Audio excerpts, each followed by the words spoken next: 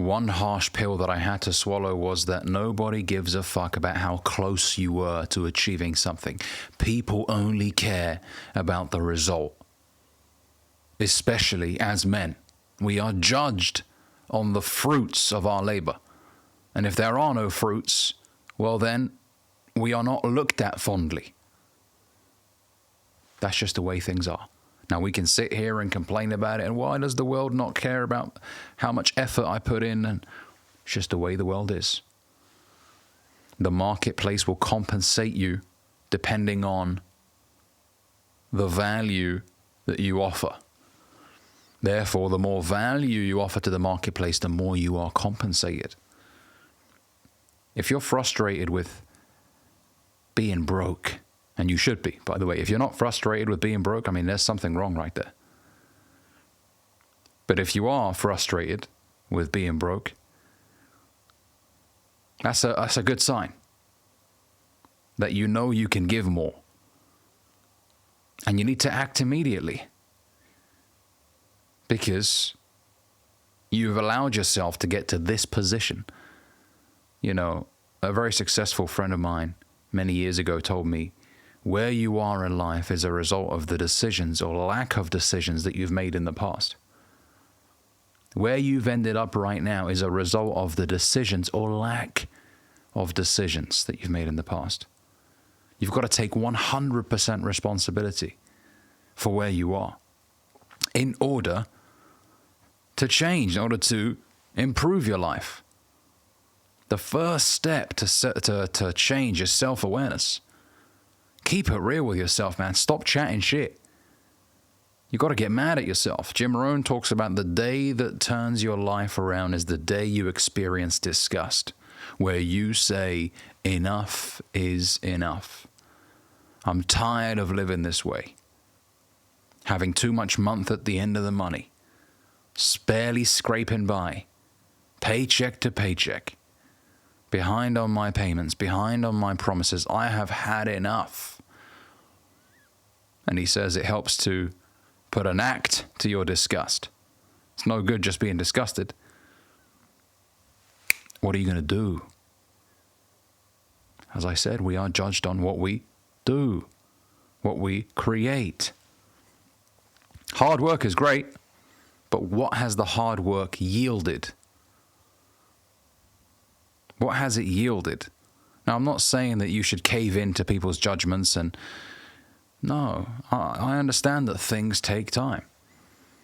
However, there's a lot of gentlemen out there, a lot of men, who are naive to the fact that we are judged based on what we actually create, not on our intentions. It's all well and good for you to be trying hard, but where are you? If you're not happy with where you are, well, it's not a case of just trying hard. Maybe you're going in the wrong direction. Maybe you're not productive, you're just busy. You're running around in circles and you think, man, I'm doing a lot. No, don't mistake movement for progress. Just because you're doing a lot, it doesn't mean you're getting a lot done. I'm going to say that one more time. Just because you're doing a lot, it doesn't mean you're getting a lot done. I used to suffer from this problem of thinking that, man, I've been out of the house, I've been doing this, I've just enjoyed being busy. But the numbers didn't reflect the input. And after a while, I sat down and I thought, okay, enough running around like a headless chicken. How can I work productively to ensure that I maximize my yield, that my return on investment is great? Because I don't want to play this game just for vibes. I'm trying to win, and I'm trying to win big, so strongly, right? And we're going to win so big, right? That's what I'm trying to do, man. I'm not trying to just play this game for the fun of it. No. I'm trying to win. So I looked at the numbers and I thought, this ain't good enough. There's a reason why I'm not doing well. The numbers are not reflecting the input. This is not good. Something has to change. And I made some adjustments. And this is why I always talk very highly of journaling. Even just once a week on a Sunday, just sit down and be like, right, how has the last week gone? And keep it real with yourself. Don't bullshit yourself. Because you know when you're bullshitting yourself. You can bullshit other people. as much as you want. Talk a good game. But at night, when you hit the pillows, you know deep down inside if you've been talking a load of smack. You know when you haven't been performing at the level that you should be performing at.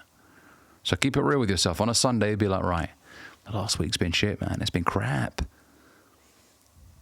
Man, I pissed it down the drain. I don't want you to sit there and cry yourself a puddle. No. I want you to reflect, keep it real. If it's a shit week, acknowledge it's been a shit week. And ensure that next week isn't a shit week. I've talked about how dangerous 0 days are. Days where you basically piss it down the drain and not do anything productive. Big difference between a 0 day and a break, a well-earned break. A lot of guys don't have well-earned breaks. They just waste their days. They just waste it, piss it down a drain. That's not good. And that stacks up, and a wasted day becomes a wasted month, becomes a wasted year, becomes 5 years in a row. You're behind on your payments, behind on your promises. Still wondering why you're not where you want to be. Jim Rohn used to say, in 10 years, you will surely arrive. The question is where? And there's an incredible saying that I love, which is time will either promote you or expose you. Either you will be promoted as time progresses and you will reap the rewards of your labor, or you will be exposed for your lack of effort, for your fraudulent nature, for how you promised yourself you'd do something and you didn't. You talked left and walked right. So how do you want time to treat you? Favorably? If you want time to treat you favorably, well, you knuckle down right now. You roll up your sleeves. You get dirty. You do the things that you say you're going to do. That's how you build self-esteem and confidence. It's the ability to look in the mirror and know, I can trust this motherfucker right here. When he says he's going to do something, he does it. And when you trust yourself to get the job done, other people trust you as well. Your spouse. The reason why some of you aren't really respected by your spouse is because you've talked a bunch of smack to her about what you intend on doing and what business you're going to start and this, and you never do it.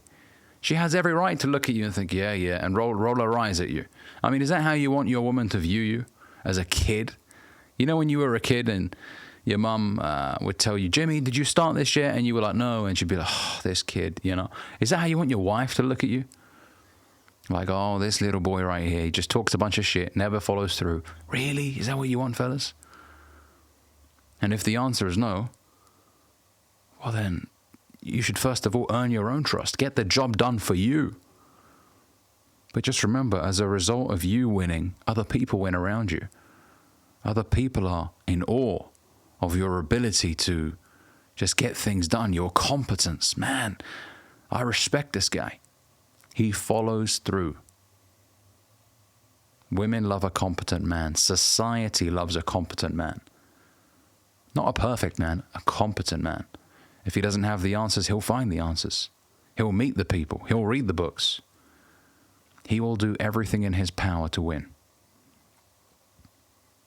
Not someone who feels like a victim and, oh, I'm here because the government raised taxes and no one gave me a loan and my friend let me down and my wife didn't support me. No.